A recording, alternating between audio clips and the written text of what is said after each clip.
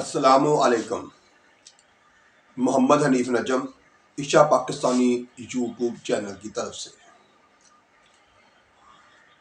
پڑھتے رہو درود مومنو، ڈیوٹی یہی تو ہے۔ پڑھتے رہو درود مومنو، ڈیوٹی یہی تو ہے۔ سارے جہاں کی مومنو، بیوٹی یہی تو ہے۔ صلی علی نبینا، صلی علی محمد، صلی علی شفیعنا، صلی علی محمد۔ سچے مسلمانوں اور اچھے پاکستانیوں، اس دعا کے ساتھ آغاز کرتے ہیں آج کی ویڈیو کا کہ اللہ تعالیٰ آپ کو اپنے خاندان کے ساتھ، اپنے ملک پاکستان کے ساتھ ہر جگہ خوش و خرم رکھے، آمین۔ آج ہم اپنے پیارے آقا حضرت محمد صلی اللہ علیہ وسلم کی ایک حدیث پر بات کریں گے۔ یہ حدیث ہے سنن ابی داؤد، حدیث نمبر 4161۔ حدیث شریف ہے، ان البزازۃ من الایمان، ان البزازۃ من الایمان، بے شک سادگی ایمان کا حصہ ہے۔ ہمارے پیارے آقا حضرت محمد صلی اللہ علیہ وآلہ وسلم کا فرمان ہے کہ بے شک سادگی ایمان کا حصہ ہے۔ تو یعنی اس کا مطلب یہ ہوا کہ ہمارا مذہب دین اسلام ہمیں بناوٹ اور دکھاوا جو ہے اس کو پسند نہیں کرتا، بلکہ سادہ، بغیر کسی بناوٹ کے، بغیر کسی نمود و نمائش کے زندگی گزارنے کو کہتا ہے۔ ہمارے پیارے آقا حضرت محمد صلی اللہ علیہ وسلم اپنے صحابہ کے ساتھ بیٹھ جانا، ان سے گل مل کر بات چیت کرنا پسند فرماتے تھے۔ کھانے کو گھر میں جو آسانی سے میسر ہوتا کھا لیتے تھے۔ اس طرح سے پہننے کو جیسا بھی لباس مل جاتا بخوشی پہن لیتے تھے، بلکہ کئی دفعہ پابند لگا کے، یعنی مختلف جگہوں سے لباس پھٹ جاتا تو اسے سی کر پہننا بھی پسند فرماتے تھے۔ تو یہ سادگی جو ہے یہ ایمان کا حصہ ہے۔ تو اس کو اس طرح سے ہمیں دیکھنا چاہیے کہ ہم جو کچھ کر رہے ہیں، ہم ایک دوسرے کو دکھانے کے لیے، یعنی کوئی اچھا لباس مل جائے تو اسے بار بار دوسروں کو دکھاتے ہیں، اور خاص طور پر جن کے پاس وہ میسر نہیں ہوتا ان کے سامنے دکھاوا کرتے ہیں۔ اس طرح سے اگر اللہ تعالیٰ نے بہتر کھانے کے وسائل مہیا کیے ہوئے ہیں تو وہ دوسروں کو دکھاوا کر کے، دوسروں کو دکھا کے، اسی طرح سے اگر اللہ تعالیٰ نے گھر اچھا دیا ہوا ہے تو اس کو سجا کے، اس کے اوپر مزید پیسہ خرچ کر کے، بناوٹ بنا کے، حالانکہ سادہ سا گھر جو ہے اس کے اندر بھی رہا جا سکتا ہے، رہنا تب بھی وہاں ہی ہے، سانس تب بھی والی ہے۔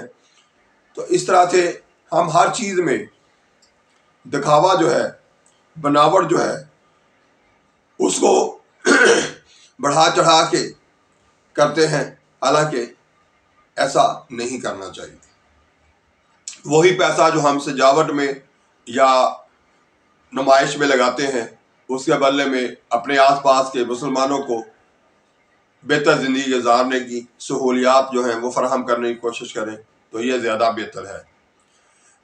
تو میرے پیارے پاکستانیوں، اس حدیث سے ہمیں سبق ملتا ہے کہ ہم نے دکھاوا نہیں کرنا، سادہ سی زندگی گزارنی ہے، جس میں ہماری توجہ جو ہے نہ کہ ان چیزوں کی طرف، اس بہتر خوراک کی طرف، اس بہتر لباس کی طرف جائے، بلکہ توجہ جو ہے وہ اللہ تعالیٰ کی طرف رہے، اللہ تعالیٰ کی عبادت کی طرف رہے، اللہ تعالیٰ کو خوش کرنے کی طرف رہے، تو یہ زیادہ بہتر ہے۔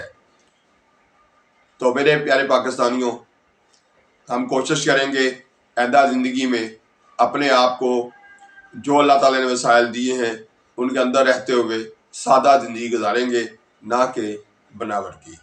اب آتے ہیں پاکستان میں اور پوری دنیا میں جو اور حالات و واقعات ہمارے ارد گرد ہیں ان پر بات کرتے ہیں۔ سب سے پہلے بات فلسطین اور خاص طور پر جو ظلم ہو رہا ہے غزہ میں اس پر کریں گے۔ تو ہم اب تو یہ صورتحال ہو گئی کہ وہاں پر ان کے پاس بیچاروں کے پاس نہ کھانے پینے کا کچھ رہا، نہ وہ آپ کو اپنی ویڈیو بنا کے بیچ سکتے ہیں، کیونکہ جب بجلی ہی نہ رہی اور جب مسلسل جنریٹر بھی نہ چل سکے ایندھن نہ ہونے کی وجہ سے، تو اب یہ کہہ لیں کہ ان کا بیچاروں کا ہم لوگوں سے دنیا سے رابطہ کٹ گیا، نہ ان کی کوئی تصویر ہمارے تک پہنچ سکتی ہے، نہ ان کی ویڈیو۔ اور اسرائیل جو ہے وہ اندھا دھند جو چاہ رہا ہے، جس طرح کا چاہ رہا ہے وہاں ظلم برپا کیے ہوئے ہے۔ تو میرے پاکستانیوں، ہم وہاں پر نہیں جا سکتے، ہمارے حالات ایسے ہیں کہ ہم وہاں پر نہیں جا سکتے مدد کو، لیکن اس کے باوجود حکمرانوں کو بھی شرم دلائی جائے احتجاج کر کر کے کہ وہ تو کچھ کم از کم کریں، وہ تو کچھ نہیں کر سکتے تو کم از کم ایک سخت بیان ہی دے دیں اسرائیل کے خلاف، تاکہ اسے تھوڑی ہوش آئے اور وہ یہ ظلم کرنا بند کر دے۔ نہیں تو پاکستانیوں، ہم ہوش کریں، ہم ان کو اسرائیل کی جو بیک پہ ہم مدد کر رہے ہیں اس سے ہمیں باز آئیں۔ اس باز آنے کے لیے ہمیں مکنولت جانا چھوڑنا ہوگا، ہمیں KFC میں جا کے کھانا کھانا بند کرنا ہوگا، ہمیں ایریل سے کپڑے دھونے بند کرنے ہوں گے، ہمیں اوریو بسکٹ اور لیو بسکٹ کے جو مزے لیتے ہیں وہ لینے بند کر دینے چاہیے، تاکہ اسرائیل کی جو بیک پہ مدد جا رہی ہے معاشی طور پر وہ بند ہو۔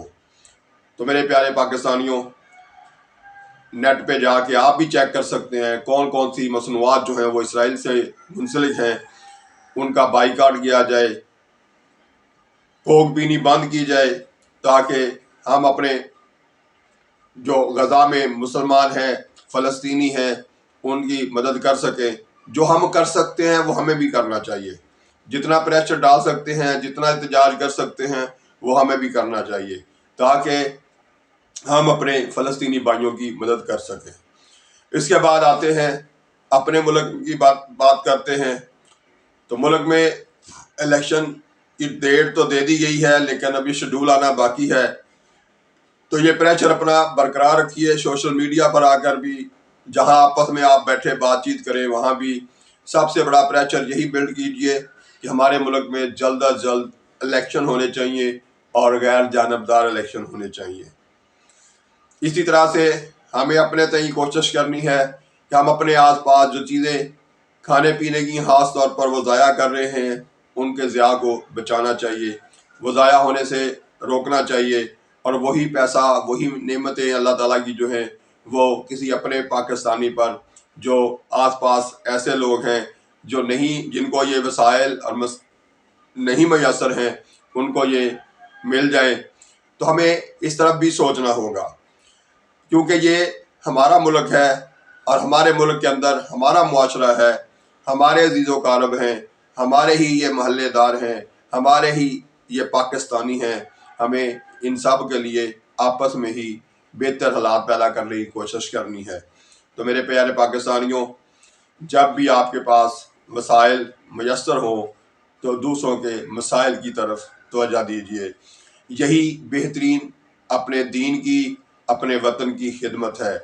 ایمانداری سے ٹیکس دیجیے اور پھر اس ٹیکس کی رکھوالی بھی کیجیے کہ ہمارے حکمران جو ہے اس ٹیکس کو کہاں اور کیسے خرچ کر رہے ہیں۔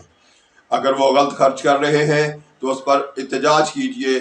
کچھ نہیں کر سکتے تو کم از کم سوشل میڈیا پر یہ بھی نہیں کر سکتے تو اپنے دوستوں میں، اپنے جاننے والوں میں بیٹھ کے بات کرتے ہوئے اس پر ضرور اس کا ذکر کیجیے کہ ہم